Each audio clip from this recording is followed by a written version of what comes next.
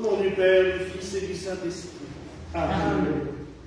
Mes très chers frères et sœurs, bonne année liturgique, puisque nous commençons cette nouvelle année liturgique selon cette vieille, très vieille et ancienne coutume de notre Église des Gaules, puisque dès le IIIe siècle, on commençait l'année liturgique au mois de novembre.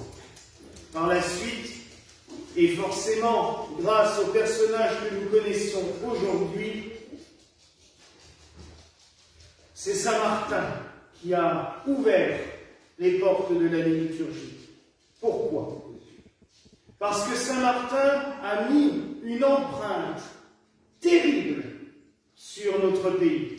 Terrible dans le sens à quel point cela a été rapide, à quel point la vie de Saint Martin a marqué pour toujours et définitivement son empreinte sur notre pays. Sur toute l'Europe d'ailleurs, puisque Saint Martin n'est pas célébré chez nous, et en Allemagne et dans les pays germaniques, cela donne d'ailleurs lieu à des grandes fêtes. Hier soir, il y avait des défilés dans les rues, ce soir aussi, avec des torches ou avec des lanternes. Quand nous célébrions le samedi soir ici, nous faisions aussi, nous mettions des lanternes décorées pour la Saint-Martin. Il y a des feux aussi dans certains endroits, survivance forcément païenne, mais nous savons bien que le christianisme a habilement transformé les traditions païennes pour les christianiser, leur donner un sens, j'allais dire les éclairer avec le sens du Christ. Saint Martin est né à la fin du IVe siècle, dans l'actuelle Tchécoslovaquie. Tchécoslovaquie, vous voyez ce pays, maintenant c'est deux pays, mais c'est à peu près à cet endroit-là qu'il est né. Il a fait carrière, comme le reste de sa famille, dans l'armée romaine. À l'époque, l'armée romaine dominait le monde entier, connu. Une vie, j'allais dire, basique, normale. Mais, au fond de son cœur, il y avait déjà ce ferment, cette semence que Dieu met dans le cœur et qui fait qu'à un moment donné, on ne peut plus faire autrement. Il n'y a plus d'autre choix que de suivre le Seigneur. À un moment donné, il est nommé dans la préfecture d'une ville du nord de la France, Amiens. Et là, un soir, va se passer quelque chose qui transformera sa vie pour toujours. Il voit un pauvre, transit froid, couché dans la rue, perdu. Martin passe à cheval à côté de lui et il est touché. Il se dit, je ne peux pas le laisser comme ça. Il prend sa cape et d'un grand coup d'épée, il la tranche en deux et il enroule ce manteau autour de ce pauvre. Geste de charité par excellence qui sera récompensé, j'allais dire, la nuit suivante, puisque dans la nuit, il va voir ce personnage dont on entend parler de plus en plus dans toute la Gaule, parce que de plus en plus de gens se convertissent d'ailleurs et suivent ce personnage mort environ 300 ans avant, de l'autre côté du monde romain, j'allais dire, dans l'actuelle Palestine, Israël, c'est le Christ. Le Christ lui apparaît et lui dit, Martin, mon serviteur, en couvrant ce pauvre, c'est moi que tu as réchauffé ce soir. Cela va travailler Martin au cœur et il va commencer à... Attention les chiens, est-ce qu'il y a du monde là? Oui, il me semble.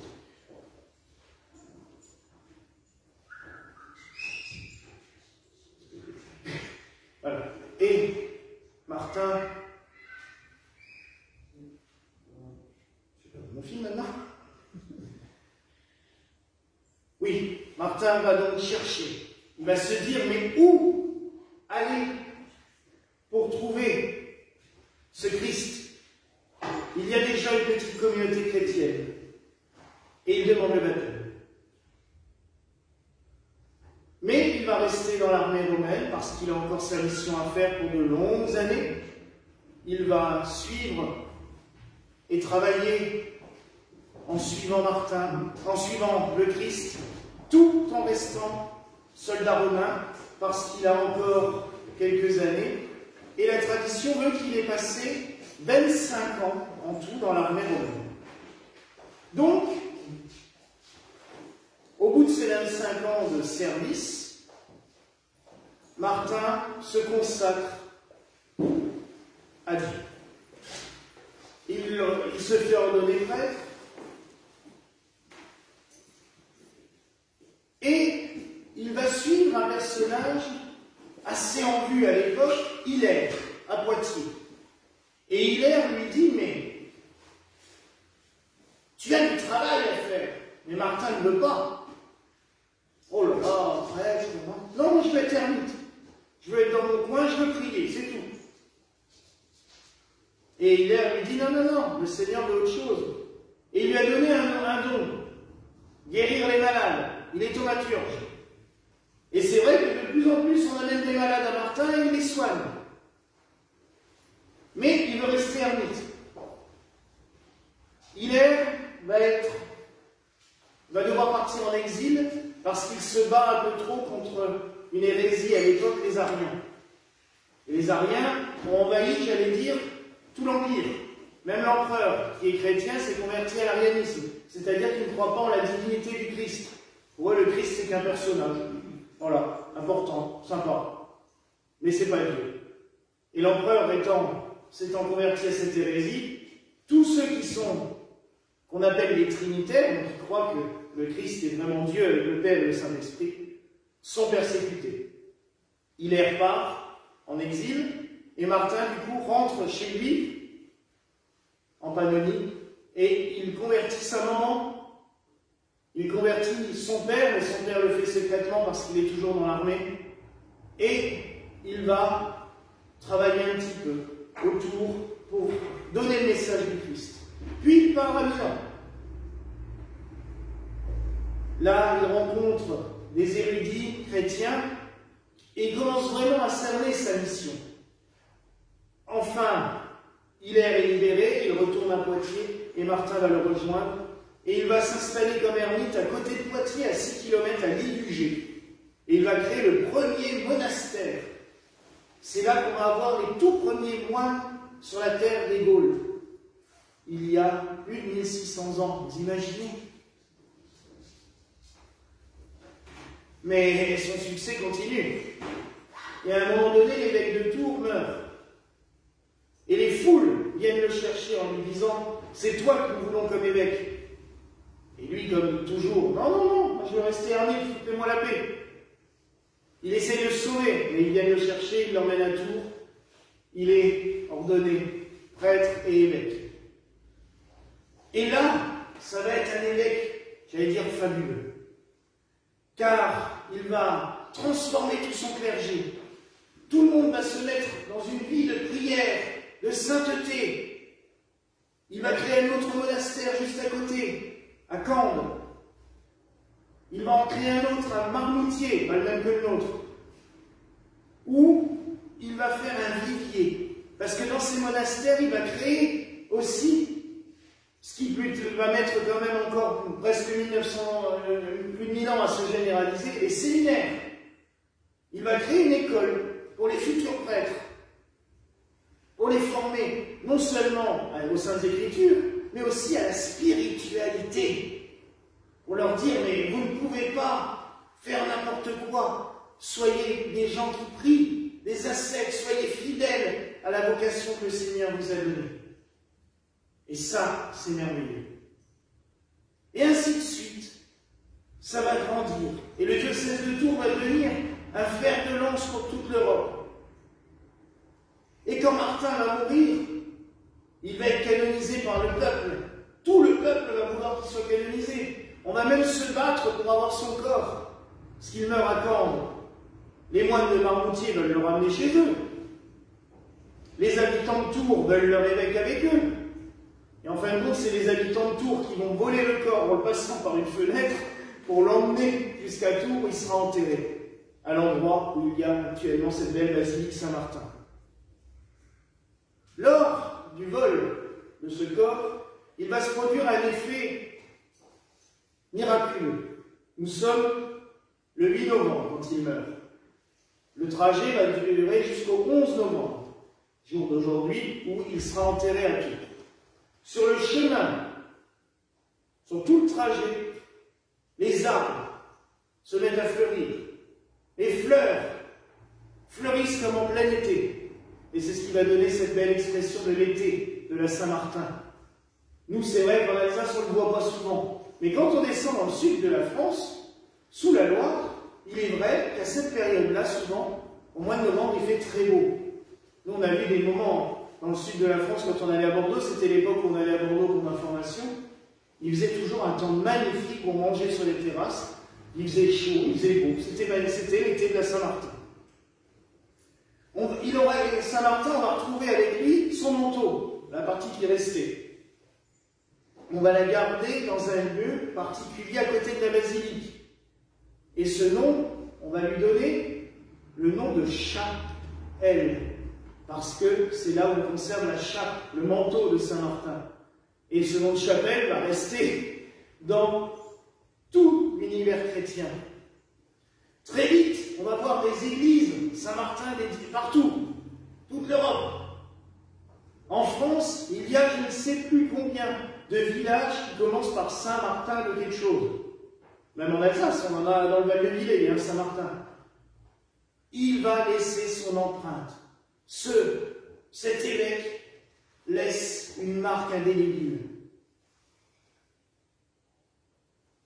Deux précisions encore. Pourquoi est-ce qu'il ne donne que la moitié de son manteau?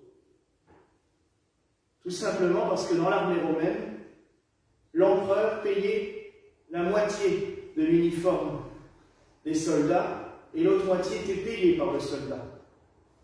Donc quand il coupe son manteau en deux, il donne sa part à lui.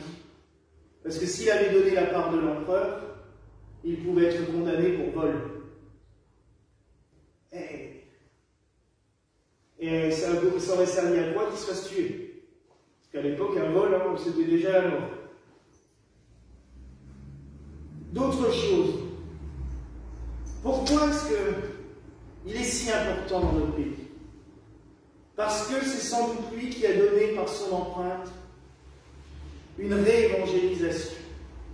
Je vous ai dit, il y avait eu l'évangélisation des premiers apôtres, on en a déjà parlé, Marie-Madeleine, tous les disciples du Seigneur qui sont venus en Gaule, mais entre-temps, il y a eu cette espèce d'hérésie arienne, il y a eu ce mélange entre les traditions païennes gauloises et les traditions païennes romaines qui ont encore bien... Et il a fallu un deuxième souffle, j'allais dire, pour restaurer tout cela, pour rénover tout cela, et c'est vraiment à Saint-Martin qu'on le doit. Mais le culte de Saint-Martin n'a pas toujours été facile. La basilique qui était construite à Tours était un des plus grands monuments chrétiens au monde, avec l'abbaye de Cluny et Saint-Pierre de Rome. Mais la Révolution est passée par là. Et on a rasé l'abbaye jusqu'aux fondations. Il n'y avait plus qu'une tour, la tour de l'horloge qui existe toujours d'ailleurs. Et c'est par un effet miraculeux.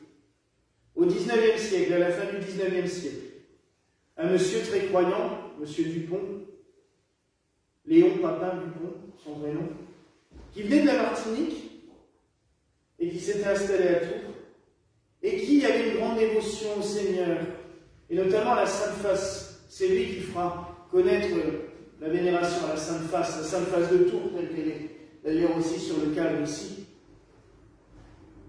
Il va obtenir des miracles par cette reproduction de la Sainte Face. Et en même temps, ça le travaille. Il s'occupe beaucoup des pauvres à Tours et il se dit, mais Saint-Martin, on l'a totalement oublié. C'est le saint patron de la ville. Où est son tombeau? Parce que quand on a rasé la basilique, on a rasé le tombeau. Personne ne sait où sont ces reliques. On a construit plein de maisons, là où il y avait la basilique. Oui, après la Révolution, ils en ont fait, j'allais dire, un lotissement.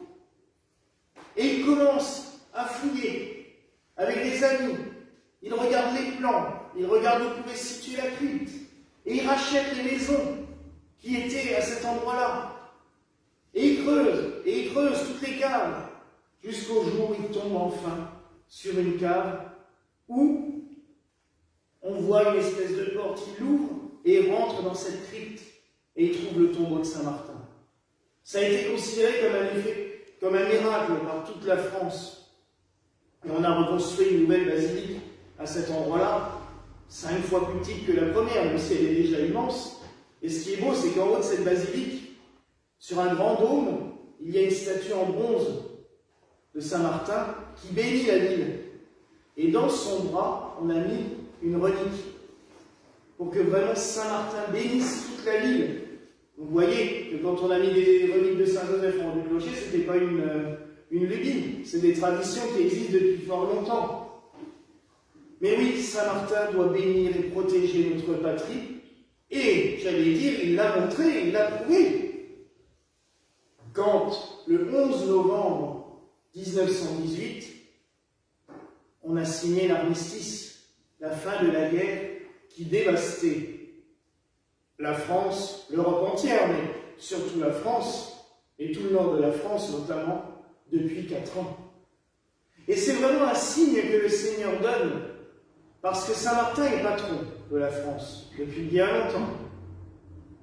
Les deux autres, il y a beaucoup d'autres patrons, mais les plus connus, c'est Saint-Michel, Sainte-Jeanne d'Arc, et, étrangement, l'armistice de 1945 a été signé le 8 mai, jour où nous fêtons une des fêtes de Saint-Michel-Archange et la fête de Sainte-Jeanne d'Arc à Orléans.